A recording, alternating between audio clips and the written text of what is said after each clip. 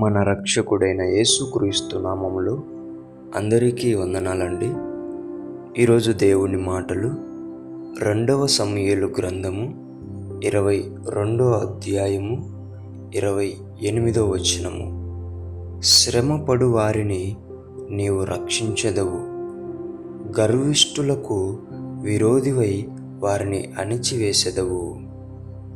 ప్రియమైన దేవుని బిడ్డలారా, దేవుడు ఎన్నటికీ కూడా శ్రమపడే వారిని రక్షించడానికి చూస్తూ ఉంటాడు.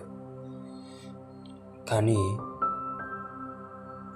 నేను ఒకరి మీద పెత్తనం చెలాయించాలని ఎవరైతే గర్వాంధుడై ఉంటాడో వాణ్ణి అణిచివేసేవాడు కూడా దేవుడే. దేవుని బిడ్డలారా, క్రీస్తులో గర్వం అనేది లేదు, నీకు కనిపించదు కూడా. క్రీస్తులో ప్రేమ ఉంది, క్రీస్తులో శ్రమ ఉంది, కానీ గర్వం లేదు. మనం కూడా క్రీస్తులో ఉన్నాము కాబట్టి శ్రమపడి రక్షించబడాలి, అంతేకాని గర్వపడి అణిచివేయబడకూడదు. ఇది జ్ఞాపకం ఉంచుకోండి ఎప్పటికైనా. మనం ఎవరిలో? క్రీస్తులో ఉన్నాం. మనం అణిచివేయబడకూడదు, మనము రక్షింపబడాలి. రక్షింపబడాలంటే గర్వపడకూడదు, శ్రమపడాలి.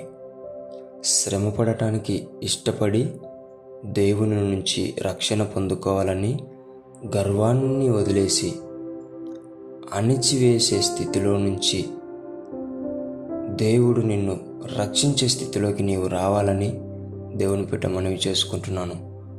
దేవుని బిడ్డలారా, శ్రమ పడటానికి ఇష్టపడదాం. దేవుడిచ్చే రక్షణను పొందుకున్నాం. దైవ దీవెనలను మనము అంగీకరించి ఆయన కృపలో చేర్చబడదాం. ఎన్నటికీ రక్షింపబడుతూ సంతోషంగా ఉందాం. దేవుడి మాటలను దీవించునుగాక. ప్రార్థిద్దాం. దేవానికి వందనాలయ్యా. నీ బిడ్డలమైన మేము క్రీస్తు బాటలో నడుస్తుండగా క్రీస్తులో ఉంటున్న శ్రమను మేము నేర్చుకొని శ్రమ పడుతూ మేము నీ నుంచి రక్షణ పొందుకునే బిడ్డలుగా మమ్మల్ని తయారు చేయండి అయ్యా.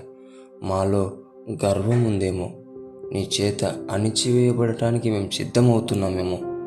అలాంటి బిడ్డలుగా కాకుండా మమ్మల్ని మార్చి నీవు శ్రమ పడేటట్టు చేసి రక్షింపబడేలా కృప చూపించమని యేసు నామములో ప్రార్థిస్తున్నాం తండ్రి. ఆమేన్.